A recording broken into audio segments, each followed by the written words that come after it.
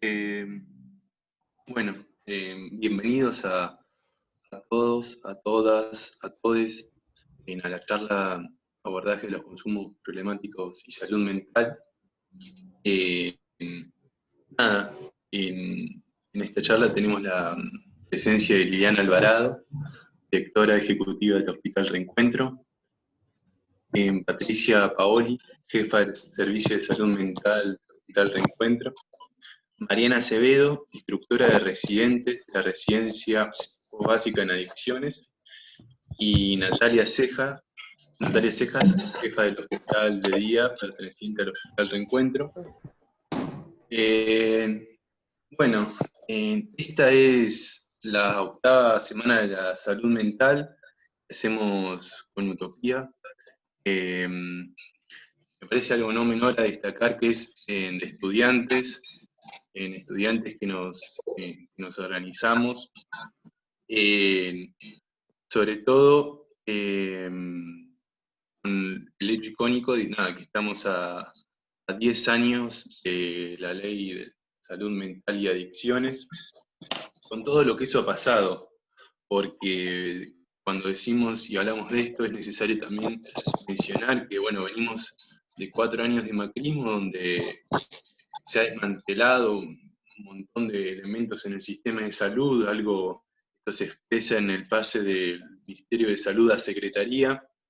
Esto es a nivel nacional, y a nivel un poco en torno a la facultad, venimos de discutirle el año pasado a una conducción del centro de estudiantes que deslegitimaba la salud mental comunitaria y que no habría espacios de reflexión. Por eso creemos que esto es una expresión de la voluntad de organizarnos en torno a la salud mental y de dar distintas reflexiones necesarias. Por último, y para darle espacio a las disertantes, mencionar algo que es una expresión, algo nuestro, que es que me parece que organizarnos al organizarnos y discutir por nuestra formación, no es solo estamos reivindicando nuestra identidad como estudiantes, algo que venimos de un conjunto de luchas, sino que también la organización y la lucha por la salud mental, también creemos que esta organización es salud mental. Y un poco cerrando esto, ahora sí dejamos lugar a las invitadas.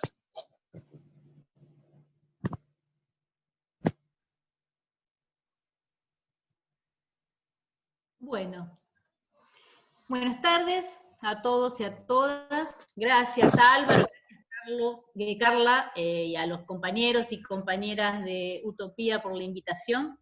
Como decía, en este rato que estuvimos compartiendo antes de arrancar, se ha participado varias veces en estas semanas de la salud mental en la facultad, pero esta vez tiene el plus de venir a contar la experiencia de nuestro hospital, del Hospital Reencuentro, en el abordaje de la salud mental y de los consumos problemáticos, en una semana que no es cualquier semana, es la semana, la semana del año 2020, que es el año en el que se cumplen 10 años de la Ley de Salud Mental, y es el año en que la reglamentación de la ley establece que se cumple el plazo para la presentación de los planes de adecuación de los hospitales monovalentes y la sustitución de los hospitales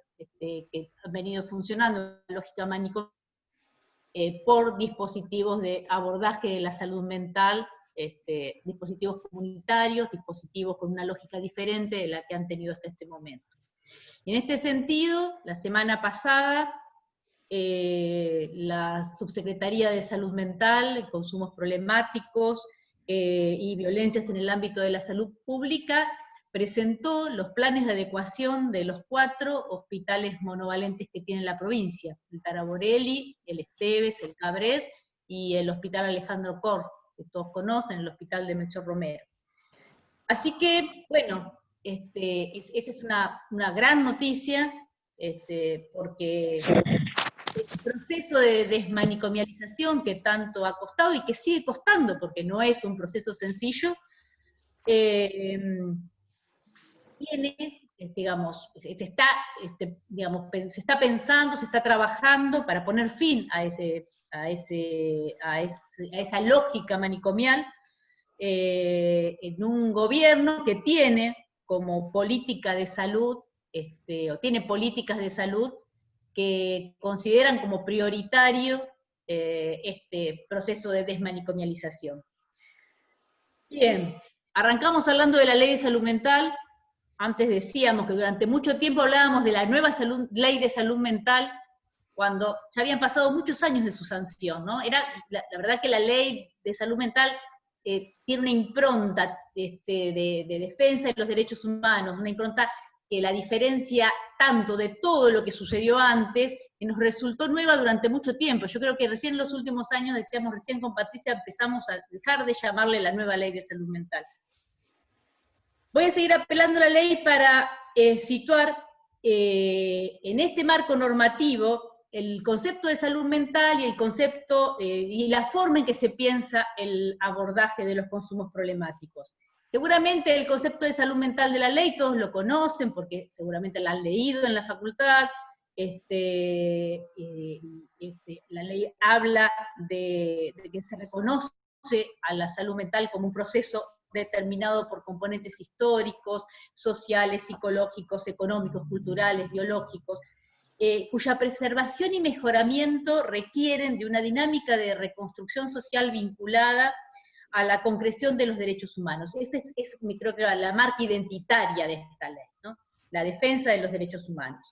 Eso que seguramente todos conocen, quizás no es tan conocido cómo se piensa el abordaje de los consumos problemáticos. En el artículo 4, la ley dice que las adicciones, así las llama, quizás no es la mejor manera, bueno, pasaron 10 años, las adicciones deben ser abordadas como parte integrante de la salud mental, de las políticas de salud mental, que la atención se deberá hacer desde una perspectiva de salud integral, que el eje tiene que estar puesto en la persona, en su singularidad, más allá del tipo de adicción que padezca, que la atención se debe realizar en servicios de salud, en un sentido no restrictivo, y llama servicios de salud, en este sentido no restrictivo, a toda propuesta o alternativa de abordaje tendiente a la promoción de la salud mental, a la promoción, a la intervención temprana, a la rehabilitación, la inclusión social, la reducción de daños evitables, y cualquier otro objetivo de apoyo o acompañamiento que se desarrolle en ámbitos públicos o privados.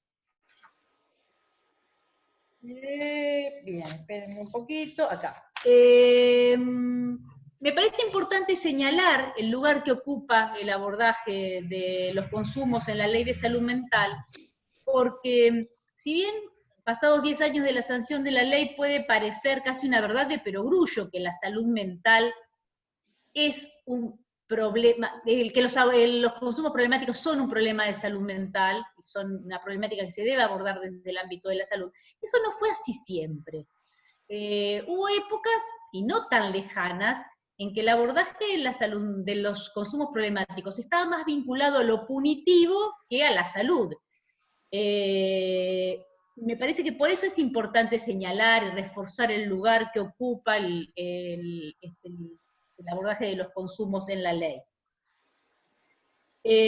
Aún hoy, y a pesar de contar con este marco normativo, las personas que consumen siguen siendo criminalizadas, y muchas veces, por este entrecruzamiento que existe entre el ámbito de la salud y el ámbito de la ley, el ámbito judicial, muchas veces los tratamientos son pedidos desde el ámbito judicial desde un punto de vista punitivo.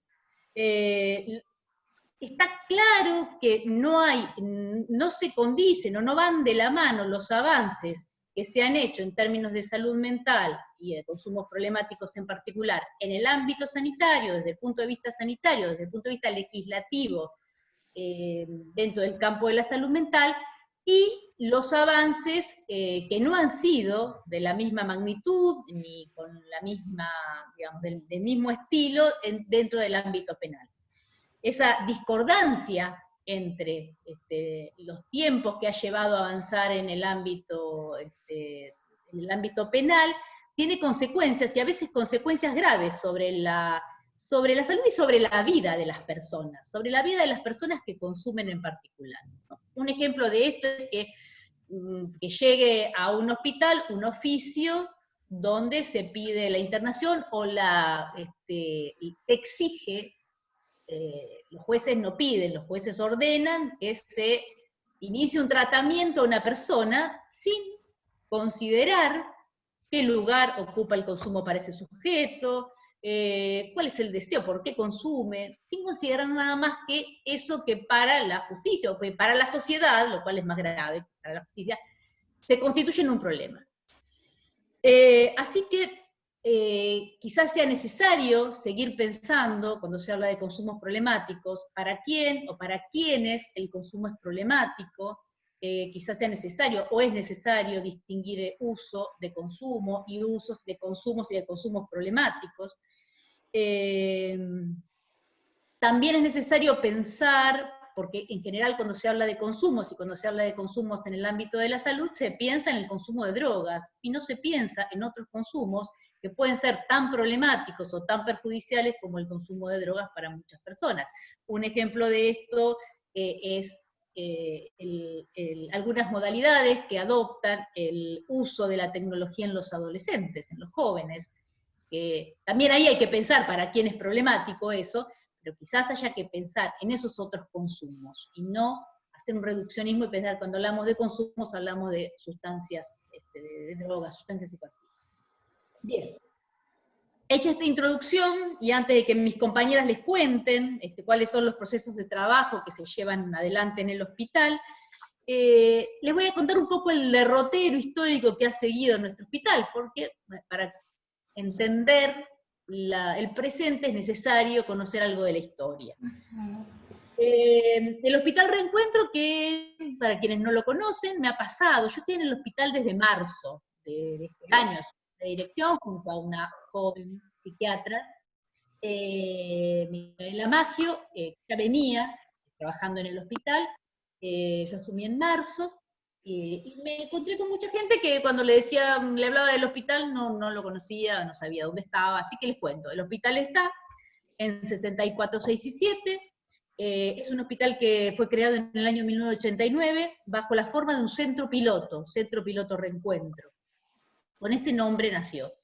Teniendo como propósito brindar atención ambulatoria especializada a personas con consumo problemático de sustancias y desarrollar tareas de capacitación e investigación.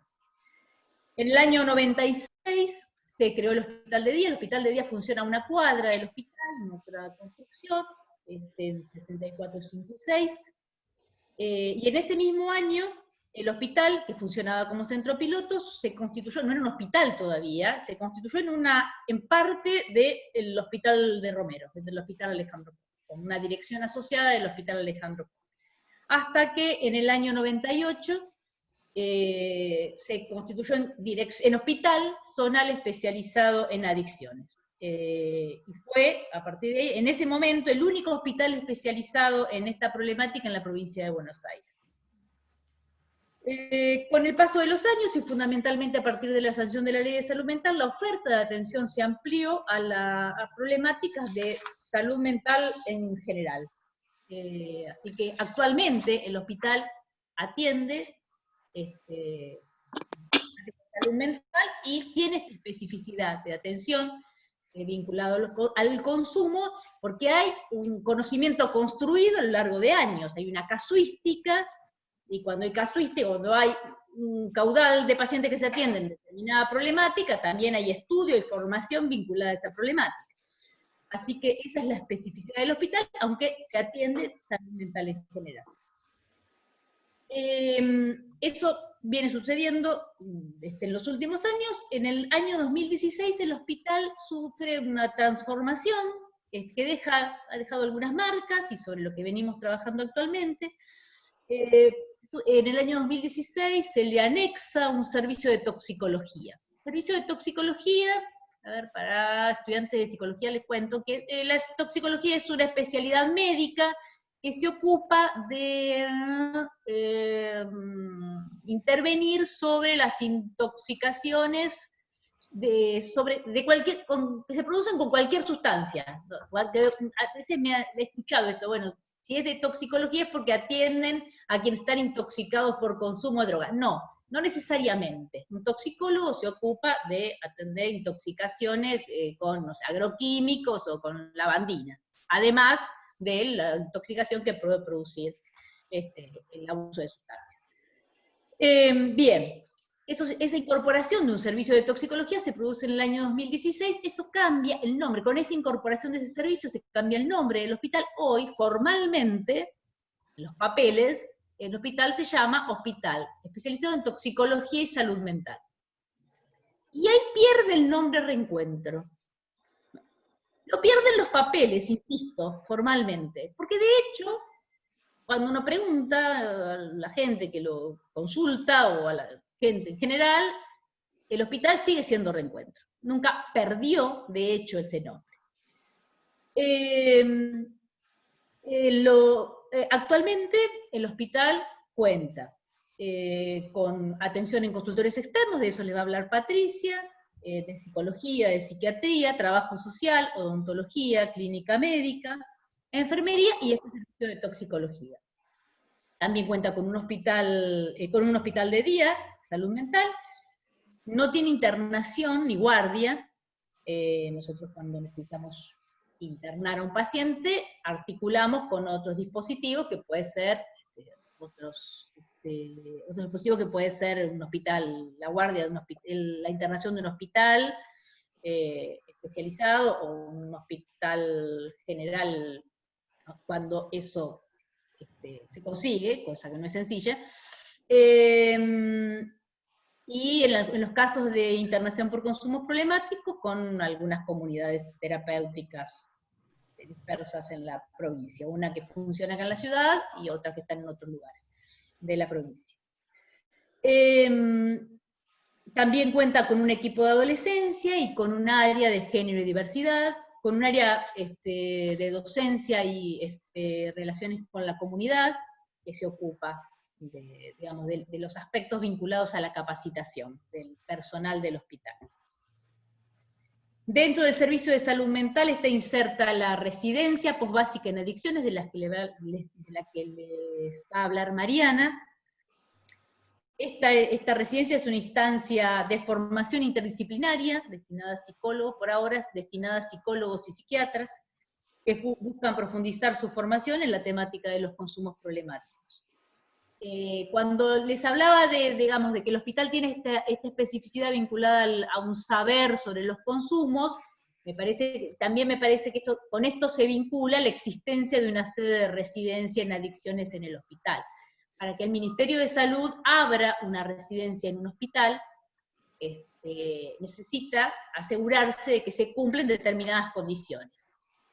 Algunas de estas condiciones son que existe una casuística que permita que un residente se forme. O sea, tiene que haber pacientes que se atiendan por ese problema.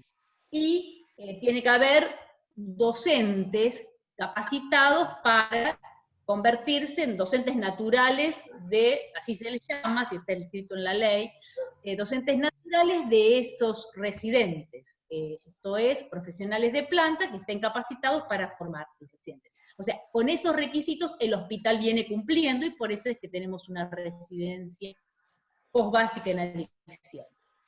Para los estudiantes de psicología, este es un dato que me parece que les puede interesar. El sistema de residencia es un sistema de capacitación en servicio con el que cuenta la provincia de Buenos Aires. Es un excelente sistema de formación de posgrado, y la excelencia está dada, entre otras cosas, porque es una capacitación en servicio. ¿Esto qué significa? Significa que el residente se forma en el ámbito laboral. Tiene una parte de su formación vinculada a la asistencia, o a toda la tarea que se desarrolla en un hospital, que no necesariamente es la asistencia. Hay otros dispositivos que no necesariamente son asistenciales, en los que también se forma, en el hospital o en otros niveles de atención. Y otra parte de la formación eminentemente teórica, más parecido a lo que uno tradicionalmente conoce como circuito de formación, ¿no? Formación académica. Esta conjunción de lo académico y lo asistencial hace que la residencia sea un modo de formación muy rico, muy valioso. Nosotros tenemos una residencia posbásica. ¿Qué significa? Las residencias, existen dos niveles de residencia, las residencias básicas, las residencias posbásicas. Las residencias cuando un profesional egresa de una carrera vinculada a la salud, tiene la posibilidad de ingresar a una residencia básica. En el caso de psicología es una residencia de 4 años, que se hace en distintos hospitales, o algunas en el primer nivel de atención. Se ingresa a través de un examen de ingreso, y transcurrida esta residencia de 4 años, el psicólogo, el residente de psicología, quien terminó esta residencia, tiene la posibilidad de hacer esta posbásica en adicciones que se cursa en nuestro hospital. Bien, este es un pantallazo que les hice del hospital, de nuestro hospital en épocas normales, podría decir, por llamarlo de algún modo. En este momento, y desde marzo, esta normalidad se perdió, o esta supuesta normalidad se perdió, y entramos en una dinámica nueva, diferente, que nos sorprendió a todos, que nos dejó perplejos. Así que imagínense que nosotras asumimos un miércoles de marzo y a los 3 días empezó la cuarentena. Así que todo lo que pensábamos, los proyectos, ideas que teníamos, medio que se desdibujaron ahí, tuvimos que empezar a resolver eso con lo que nos encontrábamos, que no fue sencillo. Bien. En el hospital, la pandemia trajo aparejados cambios en la modalidad de atención. Se armaron, bueno, entre otras cosas, como para decirlo sencillamente, se modificó la modalidad de atención, pasando de la modalidad presencial, que todos conocen, a una modalidad telefónica, para lo que hubo que acomodarse, ¿no? Eso fue sorprendente a todos, ¿no? Los psicólogos que trabajan en privado también, si quienes estén escuchando, sabrán lo que significó de repente pasar de la presencialidad a la atención remota. Eso en el hospital, además, tiene, digamos, complicaciones, no todos los pacientes tienen conectividad, o teléfonos, o la posibilidad de acceder a un teléfono, a conectarse. Sí, cuestiones que complejizaron la situación, pero bueno, eso se fue acomodando con el paso del tiempo. Lo importante, como dato relevante, menciono que no se suspendieron los tratamientos, y que esta refuncionalización dictó abordajes novedosos, pusieron a prueba ahí la creatividad y la imaginación de todos los trabajadores del hospital, para repensar dispositivos centrados en los pacientes, en los usuarios, e instrumentados de manera integral e interdisciplinaria. Con la pandemia se hizo evidente que es imprescindible hacer foco en estrategias de cuidado. Esto que ya se venía hablando, esta gestión, la gestión que lleva adelante el Ministerio de Salud, viene hablando mucho de pensar, digamos, de tener la centralidad en el usuario, poner la centralidad en el usuario y pensar la atención, pensar más en cuidado que en atención, o pensar la atención en términos de cuidado. Así que, en este sentido, pensamos en abordajes integrales e inclusivos. No solo integrales, también inclusivos. Cuando digo abordajes integrales, imagínense que pensar en un usuario del sistema de salud que es atendido por psiquiatras, psicólogos de manera interdisciplinaria, que es acompañado por un operador, que es acompañado por una enfermera que lo llama por teléfono y le pregunta, digamos, cómo está su salud, qué necesidades tiene, que puede acompañarlo con estrategias de cuidado bien concretas, como por ejemplo, en el comienzo de la pandemia, el lavado de manos, cosa que ahora nos parece habitual y nadie se pregunta o se pone a pensar en eso, pero en el comienzo de la pandemia hubo que trabajar en no compartir utensilios, no compartir el mate, trabajar con los pacientes en esas cosas, lavarse las manos, usar bien el barbijo o el tapaboca. Bueno, las enfermeras trabajaron en eso, pudieron acompañar a los pacientes en eso. En eso pensamos, de eso hablo cuando hablo de abordajes integrales. Y cuando hablo de abordajes inclusivos, voy a dar un ejemplo de algo que a nosotros nos pone muy contentos y contentas, que es que esta semana iniciamos, se inició la cursada del plan Fines en el hospital. En el hospital funcionó alguna vez, o hasta hace poco tiempo, creo que hasta el año pasado, el plan Fines, pero de una manera no integrada a la oferta terapéutica del hospital. Era algo así como que el hospital funcionó Fines, pero no estaba integrado a la oferta. La idea nuestra es que la oferta del Fines se integre a la oferta terapéutica que ofrece el hospital, pensando a la salud de manera inclusiva y pensando, digamos, que... Ana Modesta, hoy llega tarde. Ofrecer el Fines a los pacientes, a otros usuarios, no necesariamente, la mayor parte de estas 50 personas que están empezando a cursar el Fines son usuarios, también hay algún familiar, y también hay algunas personas de la comunidad. Pero es una forma de restituir derechos, incluir, ofrecer, hacer esta oferta educativa para nuestros pacientes. A eso me refiero entonces cuando cuando planteo la necesidad de estrategias de abordaje inclusivas. Bien. ¿Cuáles son algunas de nuestras expectativas respecto de la continuidad, digamos, de cómo seguir en el hospital? ¿O cuáles son algunos de nuestros propósitos? Pensaba como algunos de nuestros propósitos sobre los que venimos trabajando, ahora que por ahí la urgencia y la perplejidad y la incertidumbre del comienzo de la pandemia amainó un poco, pensamos en la necesidad de recuperar y revalorizar la especificidad de nuestro hospital en relación a los consumos problemáticos. Esto que decía, hay un saber acumulado en los profesionales, hay una residencia, hay gente interesada en el estudio, en la asistencia y en el estudio de esta problemática, así que es necesario y imprescindible trabajar en la revalorización de esa especificidad que el hospital tiene.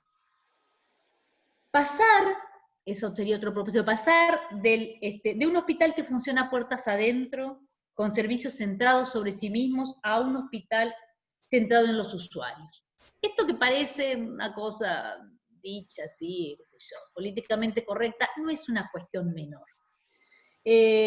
Los hospitales en general no es un problema de nuestro hospital en particular, es un problema de los hospitales, es un problema del sistema de salud, la fragmentación, la segmentación de los servicios. Los hospitales funcionan, ustedes imagínense, grandes hospitales con servicios de clínica, de cirugía, de terapia intensiva, cada uno funciona mirándose el ombligo, centrados sobre sí mismo, con muchísimas dificultades para trabajar en red, incluso al interior del hospital, ni hablar de trabajar interdisciplinariamente, porque eso se dice y queda bien decirlo, pero de hecho esa interdisciplina muchas veces no es tal, y eso podemos hablar en otro momento, me parece un tema que a mí me interesa mucho, que es de lo que se habla mucho pero se hace poco.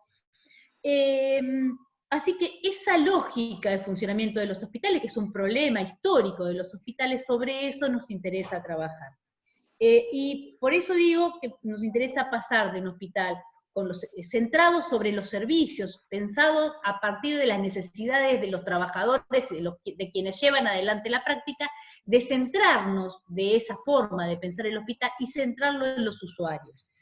Y otra cuestión es pensar el hospital que deje de ser puertas adentro, que dejemos de pensar que el hospital, que nuestra atención está destinada a quienes logran atravesar la puerta del hospital. Eso es algo que venimos pensando nosotros y que viene pensando la gestión en el Ministerio de Salud, no es algo que se nos ocurre a nosotras y lo queremos llevar adelante caprichosamente. Es una política de salud que se viene implementando, se ha decidido implementar en esta gestión.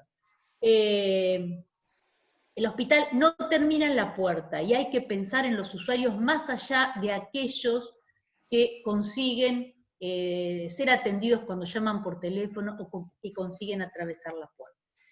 Eso implica generar estrategias de abordaje territoriales y en esa dirección estamos trabajando. En implementar una política de apertura a la comunidad.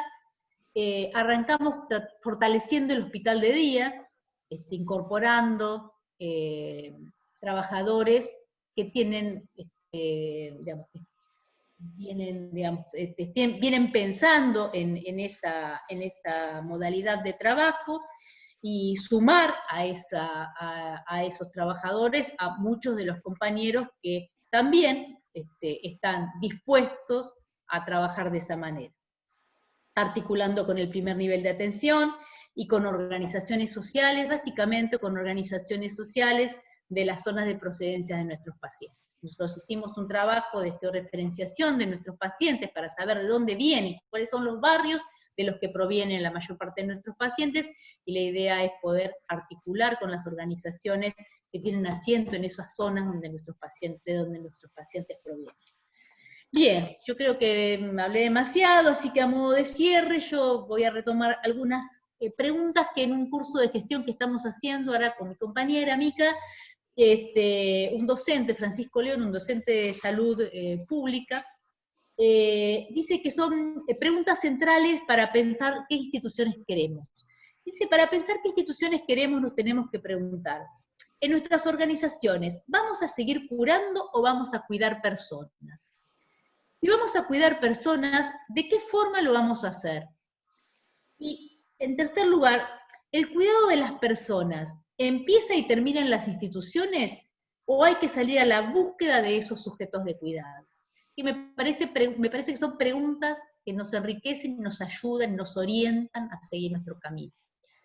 Bueno, le doy la palabra a Patricia y después, si quieren, conversamos. Bueno, gracias. Bueno, yo soy Patricia Paoli, soy jefa de servicio del hospital hoy llamado especializado en toxicología y salud mental, Reencuentro. Bueno, como decía Lilian, el hospital ha sufrido un cambio, digamos, en lo que tiene que ver con la especialidad, hace aproximadamente 3 años, 4, donde deja de ser un hospital especializado en adicciones para ser un hospital especializado en salud mental, y esto conllevó la necesidad de organizar nuevos abordajes, nuevas formas de abordaje nuevos dispositivos. Patricia, ¿me escuchás? ¿Sí? ¿No se escucha bien? Ahí está, si podés acercarte más al micrófono, se Sí. escucha, pero así se escucha mejor. Sabés que no tengo muy bueno, no me están dando muy bien la compu. Bueno. No, está bien, igual se escucha. Y aprovecho esto para recordar a la gente que si quiere prender la cámara, nada, va a ser más grato para todos y para todas, y sobre todo por la disertación que vienen teniendo ustedes. Bueno, como decía, si bien ha cambiado la especialidad, continuamos siendo un referente en adicciones a nivel provincial, un referente, digamos, para los sectores tanto de salud, del ámbito judicial, educativo, y para los pacientes también que consultan, los usuarios que consultan, digamos, de manera espontánea, por alguna indicación, porque tenemos también mucho, a pesar de que no se conoce mucho el hospital, sin embargo, recibimos muchos pacientes que tienen una buena referencia del hospital, que son la historia de su trabajo. El servicio, como decía Lilian, está organizado en 2 grandes grupos de trabajo. Patu, perdón, acércate el micrófono un poquito.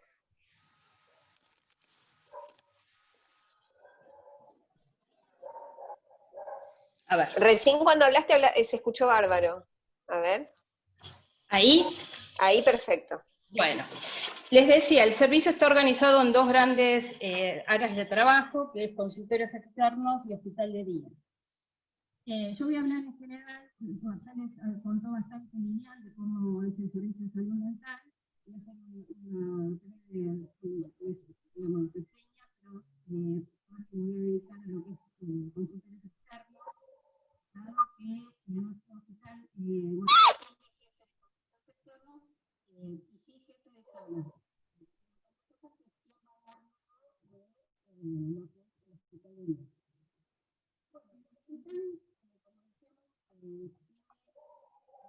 A ver, Patricia, si podrías, pero te estamos molestando bastante. Pero yo para que como que ahí estamos viendo, no sé qué será, porque empieza bien, re fuerte, y progresivamente como que va bajando el volumen. ¿Y les parece cambio de dispositivo? No, o si no tenés auriculares, por ahí capaz que también eso ayuda. Lo que podemos hacer, si no, Patricia, Sí. que hable otra persona y mientras tanto vas cambiando de dispositivo. Y después retomás vos, si te parece. Bueno. Así podemos escuchar, después, ya te digo, se empieza a escuchar bien y después poco a poco no se te va escuchando. A mí me parece que es la computadora. De todas maneras ya estoy ingresando por el celular. ¿Por el celular? Sí. Bien. Patu, ¿querés que te esperemos o querés que conversemos? Como ustedes quieren, como quieran. Gracias, Patricia. Perdón, disculpen. No, es la virtualidad que a todos y a todas nos afecta. Ahí está entrando, así que esperémosla. Dale. Esperamos un minutito.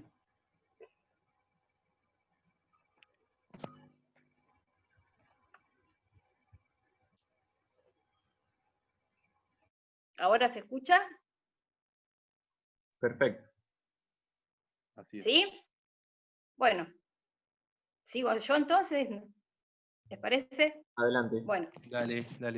En términos generales les decía, el servicio de salud mental está dividido, cuenta con dos áreas de atención. Los trabajadores del servicio son trabajadores de las disciplinas de psicología y psiquiatría, y se trabaja de manera, a partir de la interconsulta con otras especialidades que tiene el hospital, que también les mencionó Lilian, que es clínica médica, odontología, y trabajo interdisciplinario también con trabajo social.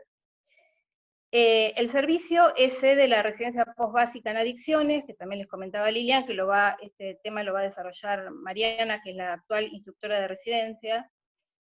Y también en nuestros servicios se realizan actividades docentes con la Facultad de Psicología, con la Facultad de Psicología de La Plata. Se realizan prácticas preprofesionales con las cátedras de clínica de niños y adolescentes, donde en consultorios externos, y de psicodiagnóstico en hospital de día. Y son los profesionales del hospital quienes ofician profesionales de planta, quienes ofician de articuladores, ¿no? con la universidad. Bueno, no cuenta con internación, como ya les decía Lilian. Y en los casos de necesidad de internación se produce, articulamos con instituciones como son servicios de salud mental o comunidades terapéuticas en el caso de consumos problemáticos. La misión de nuestro hospital, de nuestro servicio de salud mental, me parece importante resaltarla porque tiene que ver bastante con lo que estuvo hablando Lilian. Tiene que ver con abordar la atención de la salud mental, priorizando el respeto de los derechos de los pacientes y sus familias, sosteniendo las prácticas en los principios de calidad, equidad y accesibilidad, con el fin de brindar mayores oportunidades para el tratamiento a partir de un trabajo interdisciplinario e intersectorial. Me parece importante destacarlo porque para nosotros es muy importante lo que es la accesibilidad, favorecer, digamos, digamos, el ingreso, que tiene que ver, lo que tiene que ver con el ingreso de los usuarios al hospital, lo que nosotros llamamos el alojar al paciente que consulta, ¿no? Por eso, bueno, ahora les voy a comentar también cómo se han ido reprogramando varias actividades respecto a lo que tiene que ver con el ingreso, ¿no? a los pacientes. Y los valores de nuestro servicio tienen que ver con el respeto a la vida, la dignidad y la autonomía del paciente. También se hace mucho hincapié en lo que tiene que ver con la formación del equipo, del hospital, y también en esta formación se ha visto reflejada también en lo que tiene que ver con la capacidad para adaptarse a innovaciones, que esto ha sido permanente en el hospital. Yo estoy en el hospital desde el año 2007, y en la jefatura de servicios hace 4 años, y bueno, las prácticas todo el tiempo se van renovando en pos de ofrecer, bueno, de mejorar la accesibilidad y los tratamientos.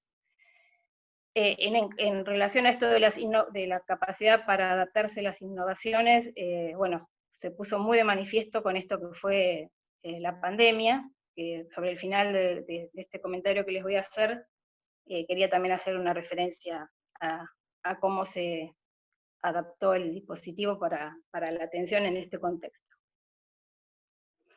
Bueno,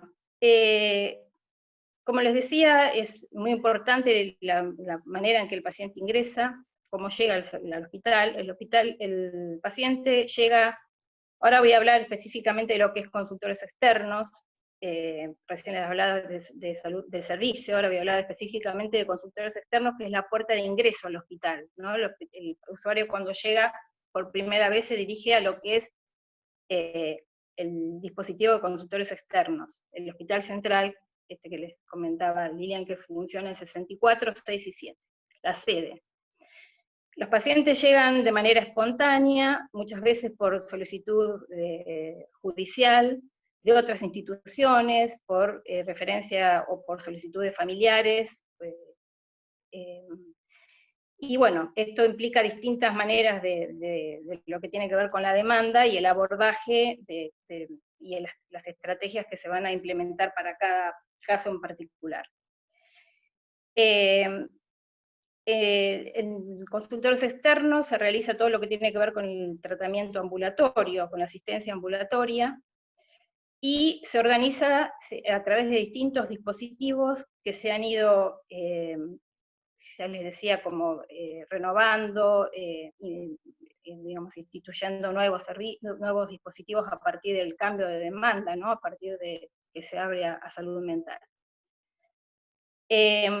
Bueno, las principales maneras, los 3 dispositivos principales del ingreso tienen que ver con lo que se llama, muchas veces tenemos ingresos consultas sin un turno programado, que es lo que se llama la demanda espontánea, que la realizan los psicólogos. Nosotros tenemos un equipo conformado por 16 psicólogos y 4 psiquiatras, ¿sí? Las demandas espontáneas las realizan en principio los profesionales psicólogos, y implica una primera escucha en una persona que se acerca con una situación de urgencia subjetiva, y bueno, a partir de esa primera escucha muchas veces debemos proceder a alguna derivación a otra institución, justamente por tratarse de este tipo de presentación. Después tenemos las entrevistas de orientación, que son las maneras, digamos, la manera de que un paciente se inicia un tratamiento cuando se acerca al hospital a pedir un turno, que es la manera más habitual. Se ofrece un dispositivo de orientaciones donde, digamos, las personas los profesionales que están abocados a esa tarea, hacen una primera orientación, una primera escucha, y después, de acuerdo a esa primera evaluación, se decide si es un paciente para un tratamiento en consultorios externos, en hospital de día, o para una internación, o para algún otro tipo de abordaje. En el caso de ser un paciente para consultorios externos, ese paciente será trabajado en la reunión de equipo que tenemos semanalmente, y asignado a un profesional, psicólogo, psiquiatra, a veces a los dos. Después está el dispositivo de entrevistas de admisión individual, que es un dispositivo donde se hacen entrevistas muchas veces que hay que profundizar esta primera orientación, esta primera escucha que les comentaba recién, y también son pacientes muchas veces que requieren un abordaje especial. Este dispositivo se ha pensado más bien para lo que tiene que ver con las consultas por consumos problemáticos, y está coordinado, digamos, por psicólogos de planta y residentes. Después también se conformó un grupo de admisión, se fueron conformando distintos dispositivos. Este grupo de admisión también tiene que ver con el abordaje de los consumos problemáticos, y que surge justamente de la necesidad de dar una mayor respuesta ante la gran demanda de atención en pacientes que, digamos, tienen una presentación muchas veces particular, donde es necesario formalizar esas demandas, un primer tiempo de acompañamiento, de intentar generar bueno, una transferencia con la institución. Es un grupo que surge, esto me parece importante señalarlo, a partir de una propuesta de los residentes de nuestro hospital. Eso es lo que tiene que ver con el ingreso de los pacientes. Luego, una vez instituido el tratamiento, como les decía, el tratamiento psicoterapéutico individual, psicológico, psiquiátrico, ambos. Tenemos también un equipo de adolescentes, un equipo de articulación jurídica, una consultoría de género y diversidad sexual, grupo de familiares, y un dispositivo de orientación a la familia.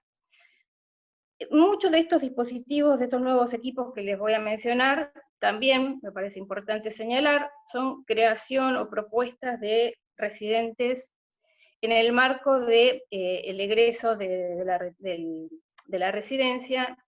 Bueno, eso ahora ha cambiado, a partir de este año los residentes tienen continuidad en el hospital, pero hasta hace un tiempo no era así, entonces se proponía que algún tipo de proyecto para realizar en el servicio, para, bueno, justamente poder tener esta continuidad, y que están vigentes hoy en día, y que me parece importante señalarlo porque tiene que ver con lo que ha sido su recorrido, su formación en el hospital. Uno de ellos es el equipo de adolescentes, que está conformado por 2 psicólogas, trabajadora social y médico psiquiatra. El equipo de consultoría de género y diversidad sexual, que también es una propuesta de una residente egresada de la residencia.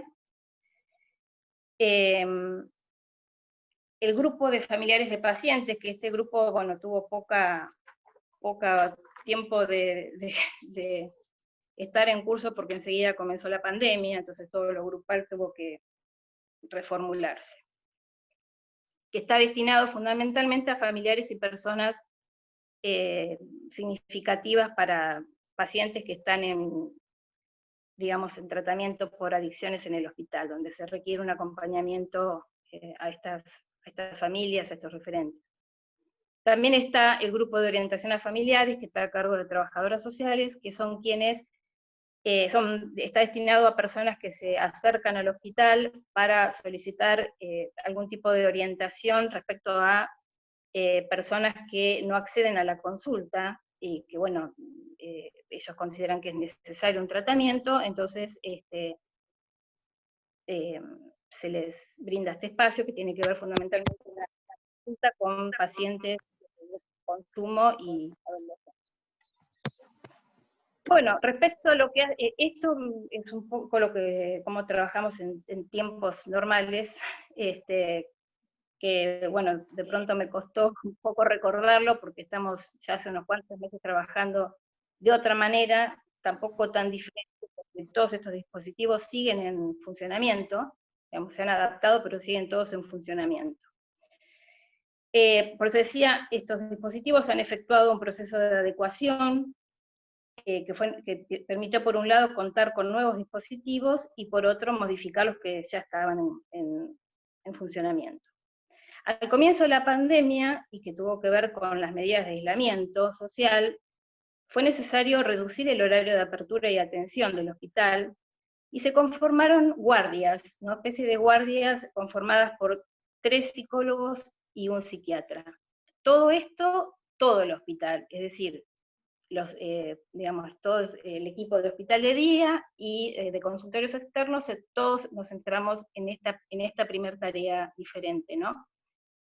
Que tuvo que ver con, en un contexto como el que estamos atravesando, considerar la necesidad de mantener abierto el sistema de ingresos para nuevos tratamientos. Por supuesto, los tratamientos ya vigentes continúan en modalidad remota o presencial en los casos que clínicamente así lo requieren, pero se dio fundamental importancia a mantener abierto. Esto es importante decirlo porque en un primer momento por ahí los servicios tendieron a cerrarse, ¿no? En esta cuestión de cómo trabajar de esta manera. Entonces se ofreció una contención, un apoyo, un acompañamiento telefónico diario para nuevas consultas, ¿no? Y con la oferta de tratamientos nuevos también.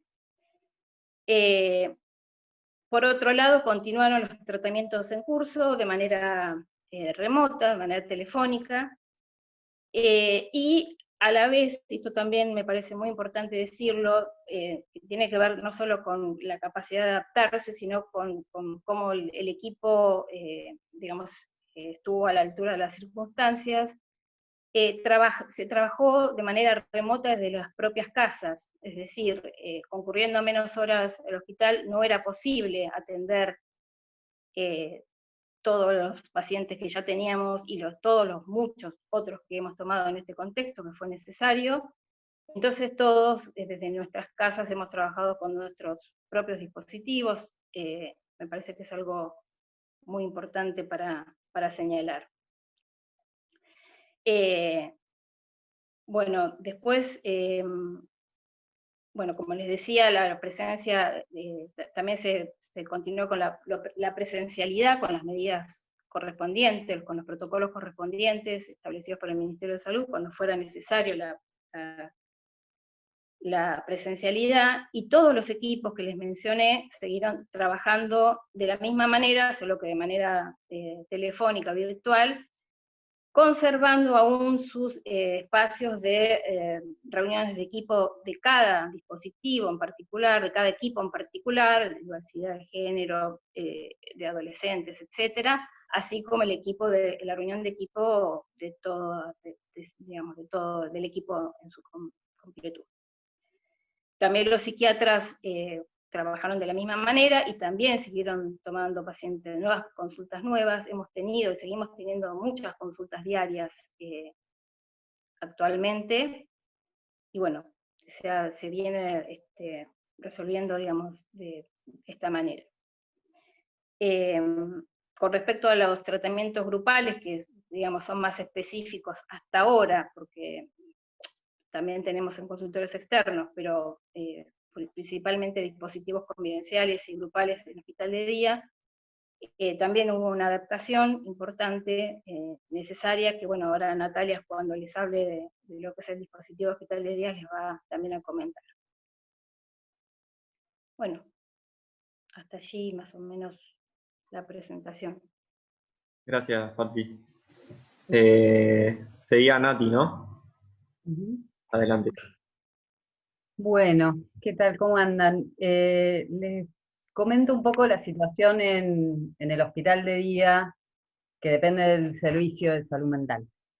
Por ahí hago una pequeña referencia porque me ha pasado hablando a veces en la facu con algunos alumnos que no necesariamente, por ahí se circula mucho en la facultad de qué se trata un hospital de día, qué particularidad tiene, y esto por ahí es importante en relación a lo que decía Liliana al inicio, del momento en el que nos encontramos dentro de la implementación de la Ley de Salud Mental vigente, porque la modificación dentro de la lógica manicomial hace necesario que existan dispositivos de relevo para esas internaciones crónicas, y entre otros dispositivos, los hospitales de día, de alguna manera se piensan como espacios que pueden incluir, alojar a usuarios que tienen recorridos crónicos en internaciones en salud mental.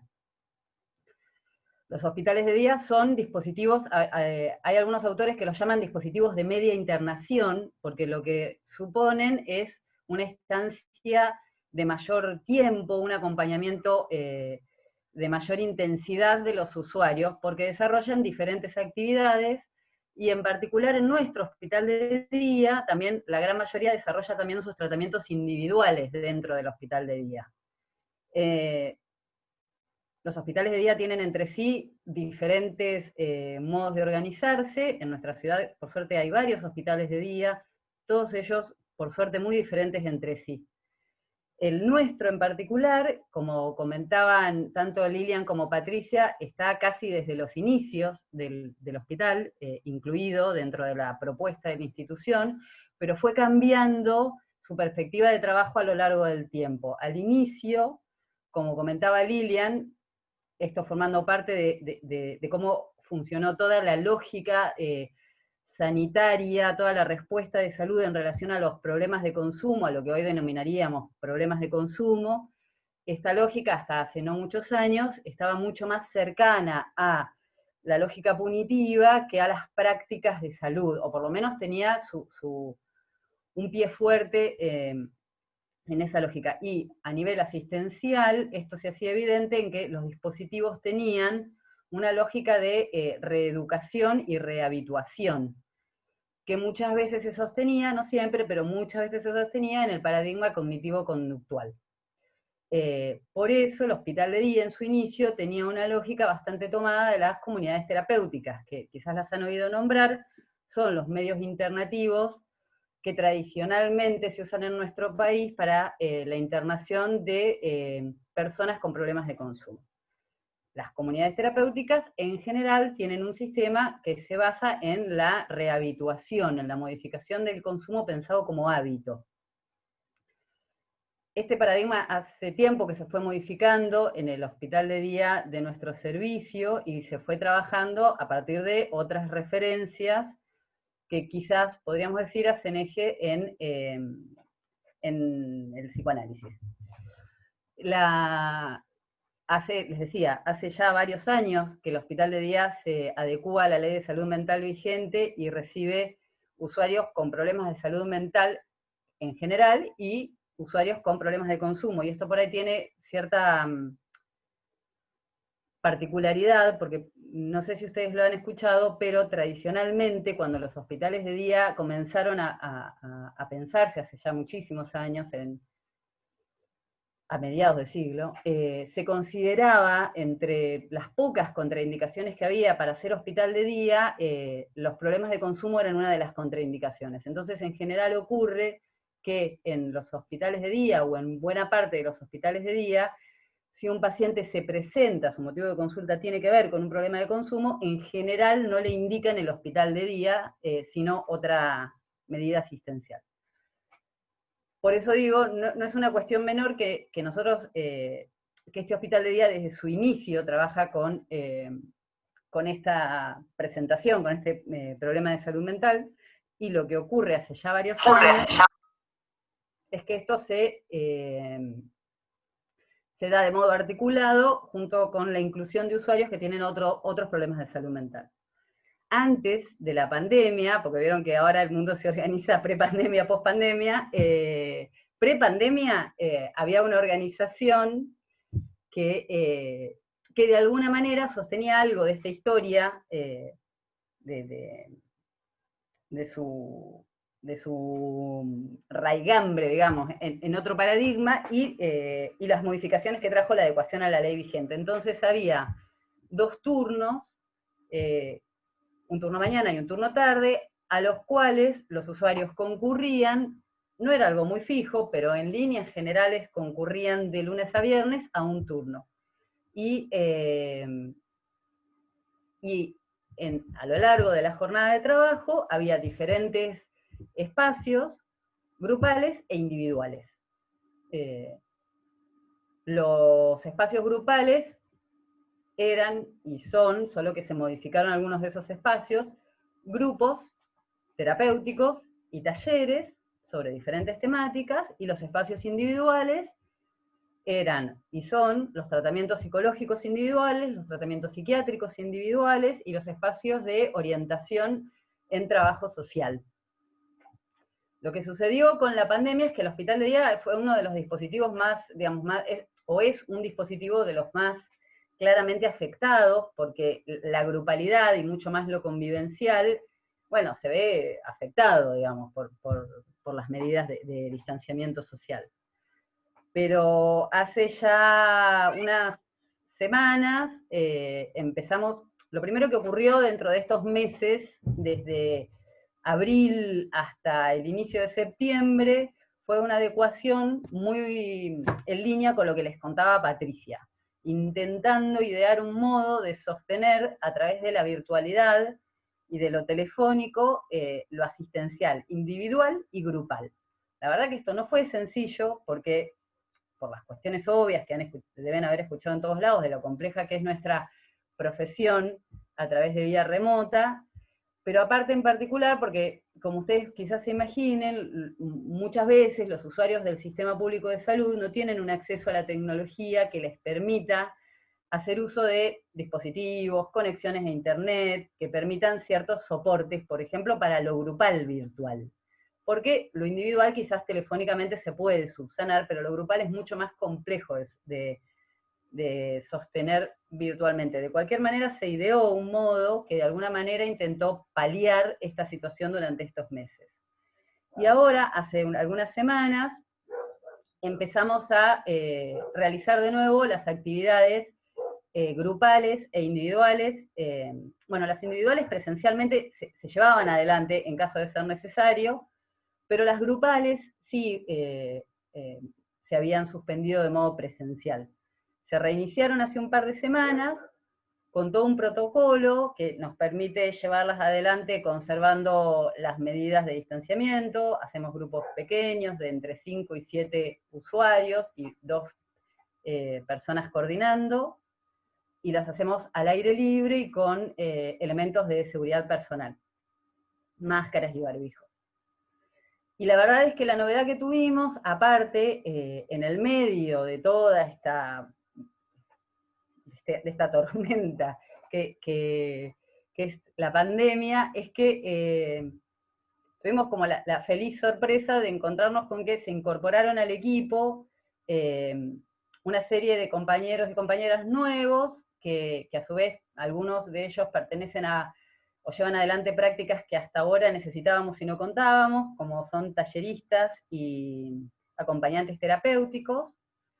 Entonces, la verdad es que tenemos la suerte no solo de que podemos volver a funcionar en la presencialidad, sino que aparte podemos ampliar la oferta y de alguna manera intentar subsanar cierta forma de trabajo convivencial que sí no se puede llevar adelante porque es demasiado riesgosa. Cuando digo convivencial, a lo que me refiero es a que hasta antes de la pandemia pasaba esto que les contaba. Los usuarios se quedaban media jornada en la casa, compartían la cocina, comían juntos, cocinaban, tomaban mate, una serie de prácticas que hoy la verdad es que serían muy difícil llevarlas adelante garantizando la seguridad en relación a la posibilidad de contagios. Por eso lo convivencial sí no pudo volver, pero lo que de alguna manera intenta suplirlo es que contamos con una oferta bastante más amplia de talleres y de grupos que se sostienen en estas condiciones que les cuento. Entonces, actualmente lo que estamos llevando adelante son grupos terapéuticos, talleres. En este momento hay talleres de educación física, de teatro y de música, la asistencia individual, psicológica y psiquiátrica, y la orientación en trabajo social, y probablemente se sume un espacio de un club de lectores ahora en estos días. Bueno, la verdad es que a mí lo que me interesaba más que nada era esto, era comentarles cómo se estaba trabajando, cómo se trabajaba antes, cómo se trabaja ahora. en el hospital de día, para en todo caso, si quieren después, que tengamos un espacio para conversar, si surgen preguntas, dudas o comentarios. Pero el resto me parece de las cuestiones más nodales de organización y de historia de la institución es un poco lo que les han recién transmitido Liliani y Patricia. Así que le doy la palabra a Maru, que es la instructora de residentes.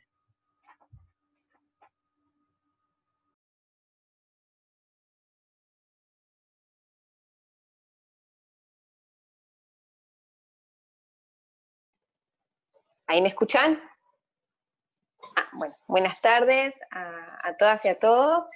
Bueno, contarles un poco acerca de la residencia, de cómo está formada, de su estructura, algunas cosas, bueno, ya fue anticipando Lilian en la introducción. Bueno, contarles que se trata precisamente de una residencia posbásica, o sea que es una residencia que se realiza una vez que se finaliza la residencia básica, que por lo general tiene 4 años de duración. Es una residencia a la que se accede por concurso. Y nuestra residencia, bueno, es una residencia relativamente nueva, tiene 13 años desde su conformación, y recién en estos últimos años ha podido consolidarse como un equipo que cuenta, bueno, con un plantel completo, digamos, ¿no? De residentes, de jefe de residentes y con la figura del instructor. Ingresan 3 residentes por año, es una residencia interdisciplinaria, me parece que ahí también reside la riqueza de esta residencia, y es un ciclo de formación que tiene 2 años de duración, ¿sí? Es un ciclo de formación académico-asistencial. En realidad, nuestra formación, bueno, es en una clínica que tiene sus particularidades, que es la clínica de las adicciones. Consideramos que, bueno, que las adicciones son consideradas como, o están dentro de lo que se llaman los nuevos síntomas, que son los síntomas por ahí contemporáneos, que dan cuenta también de la particularidad que tiene la época actual, y que son una problemática compleja, que como también decía Lilian, no solo son, digamos, abordados desde el ámbito de la salud mental, sino que podemos observar en esta clínica un entrecruzamiento discursivo, ¿sí? Entre los discursos, bueno, que tienen como cierta participación en esta temática, está el discurso jurídico, el discurso de la ciencia, el discurso médico, y también es importante esto mencionarlo porque, bueno, de acuerdo a cómo sea el enfoque o la mirada que tengan sobre esta problemática, también va a afectar o va a incidir en la manera de considerar al usuario de drogas. Bueno, contarles esto, que desde nuestra formación nos orientamos, bueno, desde el psicoanálisis, eso implica, bueno, considerar a las adicciones como una respuesta activa, ¿sí? Que de alguna manera nos atenemos, bueno, a considerarla de esta forma. Ay, me estoy asfixiando un poco con el barbijo. ¿Se me escucha bien ahí? Porque siento que estoy como... ¿Me escuchan bien? Les decía esto, como una respuesta subjetiva, que también esto, bueno, tiene su particularidad, ¿no? Porque no lo consideramos como un síntoma en sí mismo, sino como una problemática que muchas veces no representa un padecimiento, digamos, para el sujeto, y eso también hace la particularidad que tiene la intervención, la atención en este tipo de pacientes. Bueno, también por ahí resaltar algunas cuestiones generales que tienen que ver con considerar, bueno, a las adicciones o a los consumos problemáticos como fenómenos transestructurales. Esto quiere decir que en sí mismos los consumos problemáticos no constituyen una categoría clínica, sino que son respuestas subjetivas que podemos encontrar en diferentes estructuras. Y esto es importante mencionarlo porque también hace a la cuestión de considerar, bueno, cuál es la función que el tóxico tiene para cada sujeto, y en función de eso, bueno, poder pensar de qué estructura se trata y también el tipo de abordaje que realizamos.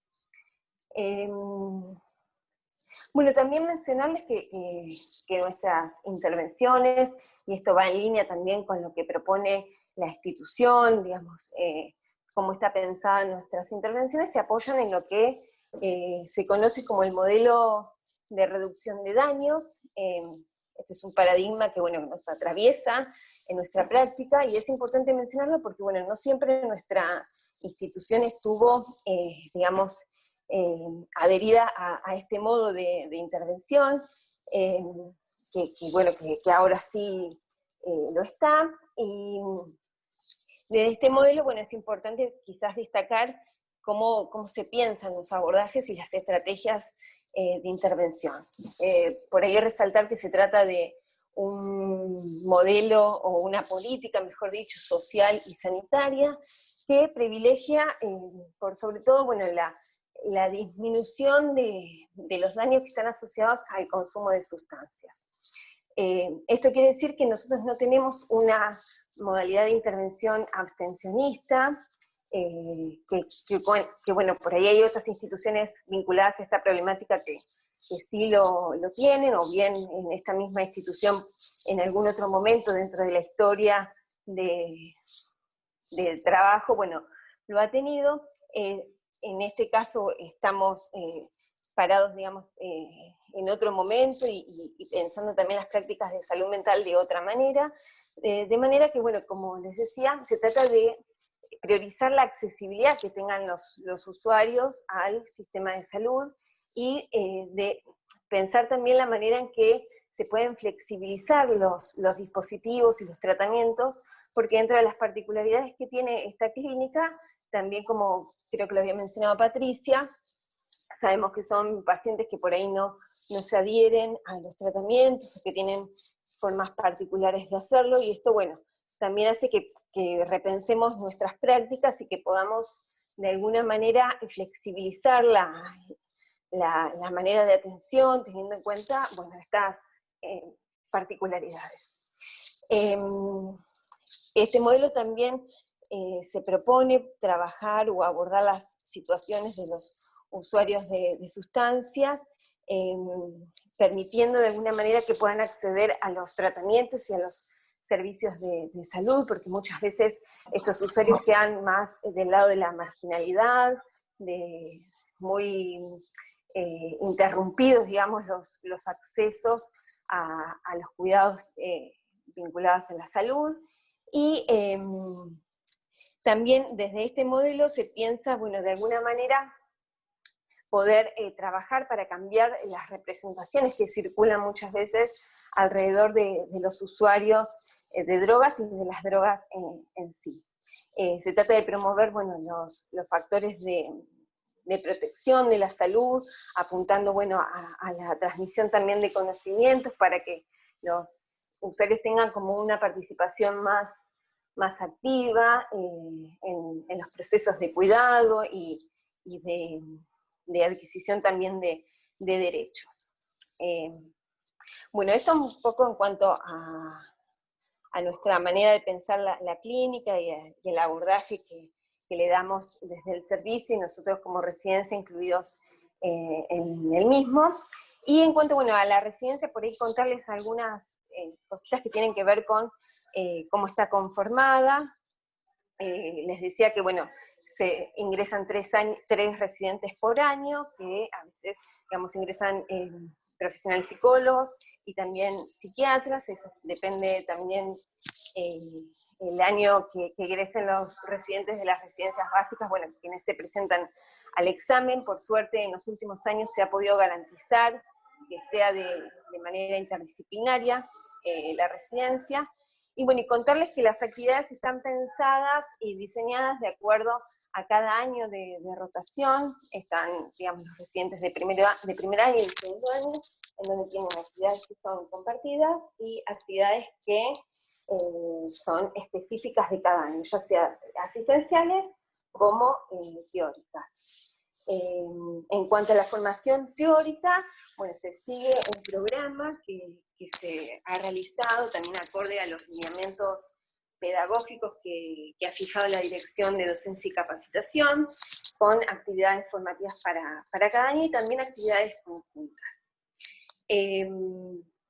Se sostienen ateneos clínicos, comentarios de caso, supervisiones, también de acuerdo a los intereses que tienen los residentes, se han pensado proyectos de investigación o temas que interesan, entonces se los comienza a estudiar, y que bueno, que después pueden culminar en esto, en la presentación de trabajos, en la presentación de proyectos de investigación, o en las jornadas también que venimos realizando hace 4 años, todos los años. Bueno, este año tiene sus particularidades, así que eso por el momento está ahí como en stand-by.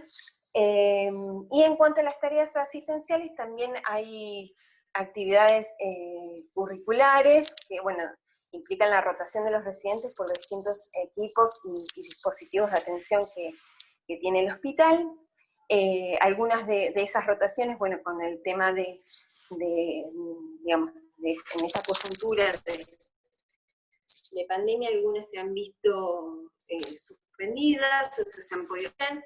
Y a su vez me parece importante también destacar que los residentes, en este contexto de emergencia sanitaria, también se han sumado al trabajo que viene haciendo el resto de los profesionales de planta, y que a su vez sostienen las actividades formativas, ya sea siguiendo, digamos, las actividades previstas para este año, como también incluyendo, bueno, temáticas vinculadas al COVID, digamos, a las lecturas que se puedan hacer sobre el impacto que ha tenido, bueno, también en la salud mental la pandemia. Así que bueno, también eso ha tenido lugar en la planificación de las actividades. Esto en cuanto a lo teórico.